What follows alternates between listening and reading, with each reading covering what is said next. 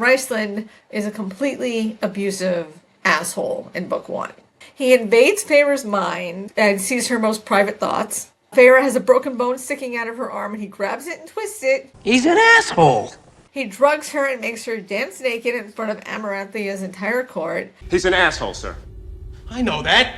What's his name? That is his name, sir. Asshole. Major asshole.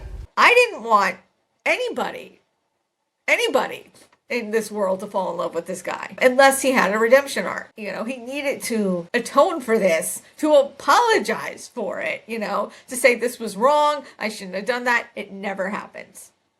Or because you're in a romantasy fantasy, maybe he was under some spell, or he was being driven to do these things, and that's not who he is. To your point, a redemption arc.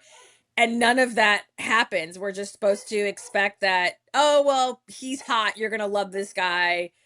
Get over what happened in the first book. And it's like, what? He was the guy that you love to hate. And that's why it was so shocking when it became what it became with book 2. Because I'm just like, she made him such a great evil character that you wanted to see whatever was going to happen to him from that side. And then when you completely do the 180, you're like, wait, what? I was on board with you. Couldn't stand this guy. What's happening now, I know. And I think because he was described as so hot, they just had to turn him into a romantic lead. The way his wings are described and his rippling muscles and his purple eyes.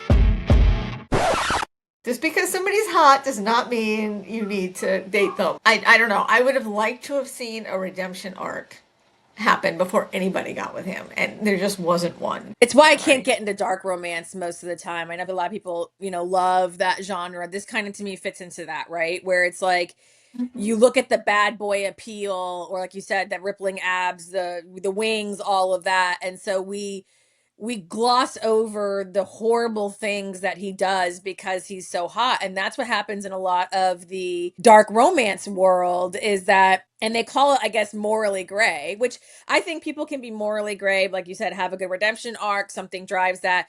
But then there's just real jerks. And I mean, just downright evil jerks. And I'm just like, I don't care if they are the hottest thing out there, drugging her, twisting broken bone, you name it. Like, I don't see how you come back from that. It would have to be such a redemption arc. And for me, I think the only thing would work is, as I mentioned, like, he was either under some spell, he was driven by this, he had no choice, he was locked in his mind. That would be the only thing that I think could save that kind of behavior. If you are watching on Instagram or TikTok, the short reel, please check out the Sci-Fi and Romantasy Fans YouTube channel.